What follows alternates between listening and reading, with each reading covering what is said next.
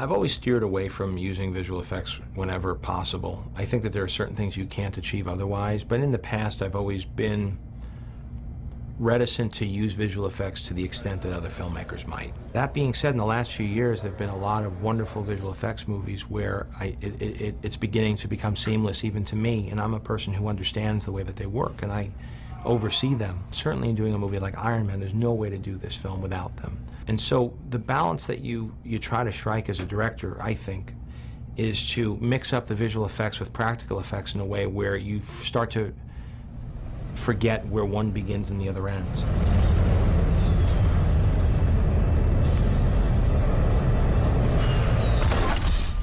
Okay. We looked at all the vendors that we could have doing the special effects on this, and we isolated different companies all over the world that we thought would be good. We looked at them for specific tasks that we thought they might be the best at. And within that, we looked at a bunch of tests that they did.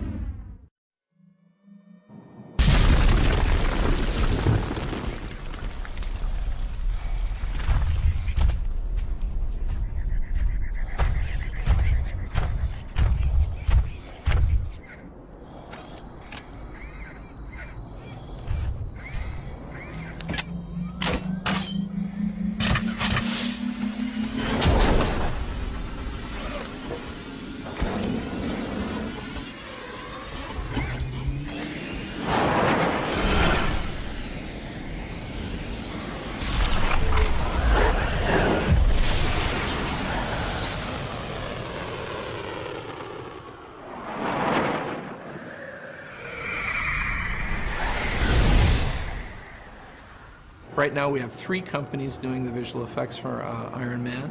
We have Industrial Light and Magic in San Francisco doing the lion's share of the work. It's the hardest work, I think. The Orphanage, also in San Francisco, which are ex-ILM people and now have a smaller company, and they're doing some of the smaller stuff.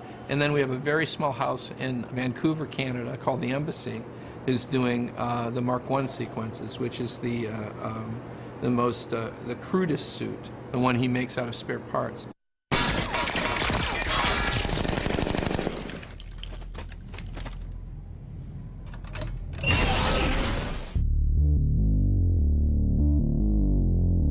Doing Iron Man, it's something that's been a lot longer process. It's more like a marathon than a race, but it's been something that everyone's been really into doing.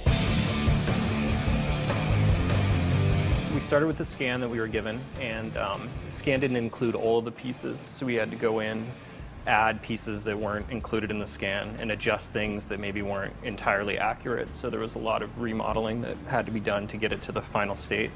And then we had to also do what we call unwrapping, which is you give this look, you basically flatten out all the pieces so you can then texture it with photos or hand-painted textures. We were also given a lot of high-res images of Robert Downey because there's a few shots where he approaches camera. The suit comes right by camera.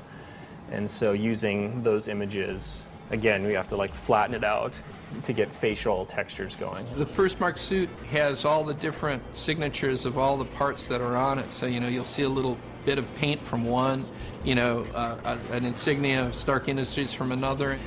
Little details like spinning fans in the back and things like that were added too. We did also rig up these pieces.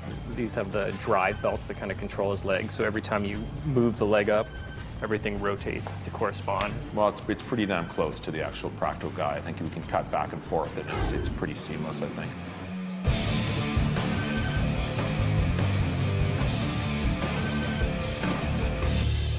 Here is a mocap sequence that we got that they shot down in LA at Giant. And we got the mocap and we transferred it onto the rig of our 3D model. It's somewhat imperfect when it first comes in. This is the mocap of one of the sequences where he's walking down a hill with his flamethrower going. Once we get that and we map it onto our rig, it looks a little bit like that. So there's all kinds of problems with the shoulders and with his head. And once we clean that up, we end up with something looking a little bit more like this.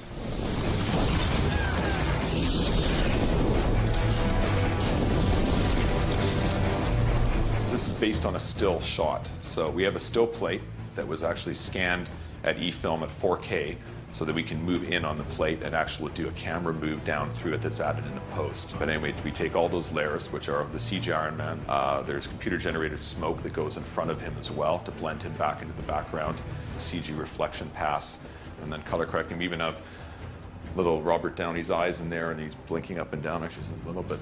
He has a little blinking, and he follows motion. So we move a null somewhere where we think the insurgent should be, and his eyes will track and follow them in that area where we think it should be looking.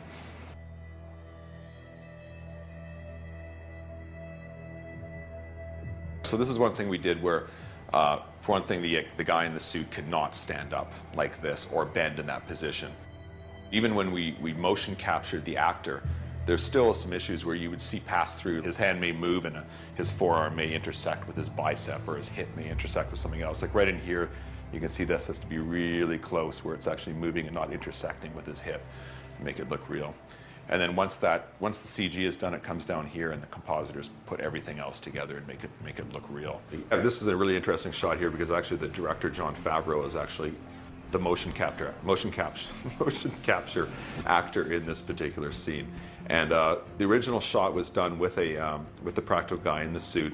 There was a little bit of a stumble and a bit of a weird move at the end after he did the punch, and the production really wasn't all that happy with it. And we're working on this shot right now, so you'll see that this is a much less final looking shot. Iron Man is really rough looking. This is a low res render, but you can actually see John's motion capture in there, and he's done a really good punch on the guy, sent him flying, and it's just a much more heroic stance, which is cool. And it's good that John got to get in that suit, and he can tell his friends for years to come how he got into Iron Man's suit.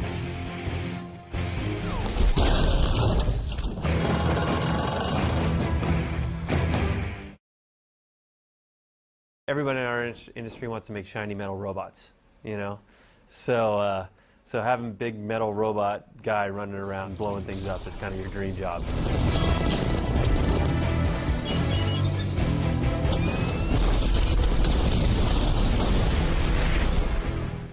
I remember talking to John Nelson way back, and we were talking about, well, what are we going to do with Iron Man? Because we've got Robert Downey Jr., who's an amazing character actor and is all about the face and the eyes, but we're sticking him in this metal suit where nobody's going to be able to see him. How are we going to solve that problem? Gauge heads-up display. Check. Record all preferences from home interface. Will do so. 19 months ago, I walked into visual effects supervisor John Nelson's office, and on his wall, he had a picture from 2001, A Space Odyssey, of Dave in his helmet with all the reflections on his face in the slit scan sequence. And I said, well, what's that doing on the wall? And he said, well, come with me. And we walked over to the storyboard artists, and they had drawn these shots of Tony inside his mask. But they weren't inside his mask because there was this depth to it with graphics in front of his face. And I said, that's going to be the coolest thing in this movie. The HUD was, in many ways, kind of the dream job that we always are sort of dying to get at the orphanage. I mean, you know, we're a visual effects house, and oftentimes we are asked to do visual effects where it's like, make this jet look exactly like a jet, or make this explosion look exactly like you know exactly what it looks like. And the HUD was one of these things where make something that you've never seen before, that nobody's ever seen before, but yet something that everybody thinks is really cool.